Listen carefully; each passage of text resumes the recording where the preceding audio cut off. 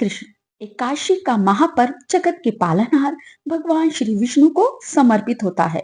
और इस शुभ अवसर पर भगवान श्री विष्णु के साथ माँ लक्ष्मी जी की पूजा और भगवान श्री कृष्ण की भी पूजा की जाती है।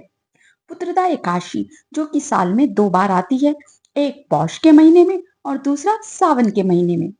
पुत्रदा एकादशी अपने नाम के अनुरूप ही फल प्रदान करने वाली है, लेकिन सबसे प्रमुख बात यह है, सबसे विशेष बात यह है कि इस एकादशी का यदि श्रद्धा पूर्वक पालन किया जाए तो निसंतानों को संतान सुख की प्राप्ति होती है।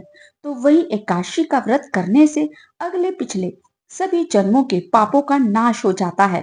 पुत्रदा एकादशी किस प्रकार हमारे समस्त पापों को जलाकर भस्म कर देती है, इसका वर्णन हमारे पुराणों में मिलता है, जिसके अनुसार एक बार एक राजा अपने पूर्व जन्म के पाप से ग्रसित होकर इस जन्म में निसंतान हो गया।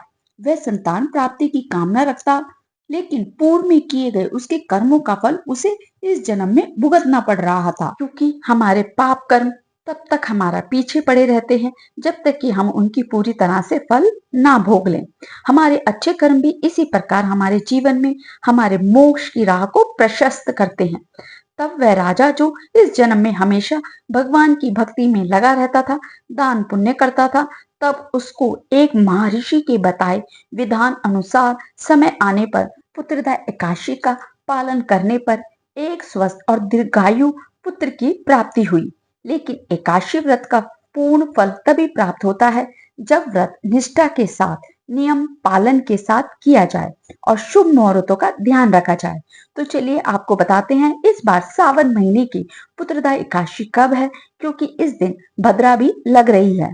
तो एकादशी व्रत करने वाले दिन भद्रा काल कब से कब तक रहेगा, भद्रा का वास कहाँ रहेगा, क्या आप अपनी दैनिक पूजा या एकादशी की पूजा कर सकते हैं, दशमी तिथि के नियमों का पालन आपको कब करना होगा, हरिवासर का समय कब समाप्त होगा। अधिकतर लोग प्रश्न करते हैं कि हरिवासर क्या होता है।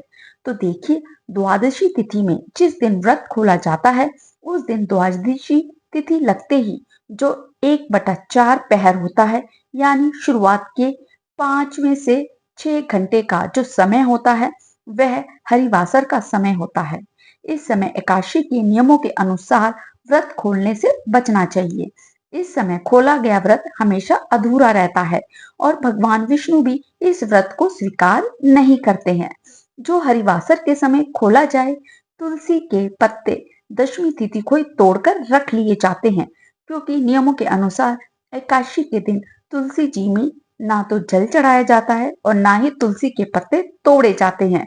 तोड़ना भूल जाए तो अपने आप गिरे हुए पत्तों को साफ जल से धोकर भी भगवान को समर्पित किया जाता है। सच्चे मन से एकादशी के दिन जो तुलसी जी की पूजा करता है, तुलसी जी में दीपदान करता है, भगवान उनकी मनोकामनाएं सबसे पहले पूर्ण करते हैं। इस बार एकादशी तिथि प्रारंभ हो रही है 4 अगस्त दिन सोमवार को सुबह 11:42 से पहले। इससे पहले तक दशमी तिथि रहेगी और एकादशी तिथि 5 अगस्त मंगलवार को दोपहर 1:12 पर समाप्त होगी। इसके बाद से द्वादशी तिथि लग जाएगी, क्योंकि 5 अगस्त मंगलवार को एकादशी और द्वादशी दोनों ही हैं। तो ऐसे में 5 अगस्त मंगलवार को ही पुत्रदा एकादशी का व्रत रखा जाएगा और यही एकादशी सबसे शुद्ध एकादशी मानी जाएगी। सोमवार के दिन एकादशी का व्रत नहीं रहेगा, इस बात का आप सभी श्रद्धालुओं को ध्यान रखना है। और इस बार एकादशी व्रत वाले दिन यानी 5 अगस्त दिन मंगलवार को ब्रह्म मुहूर्त के समय से लेकर दोपहर 1:12 तक भद्रा भी रहेगी, लेकिन इस बार भद्रा का वास रहेगा स्वर्ग लोक में। और मान्यताओं के अनुसार जब भद्रा स्वर्ग लोक में रहती है तो वह धरती लोक पर अशुभ नहीं रहती है। तो आप चाहें सुबह की पूजा हो, कोई दान पुण्य हो, वह आप कर सकते हैं। मंगलवार के दिन ब्रह्म मुहूर्त सुबह 4:27 से 5:15 तक रहेगा।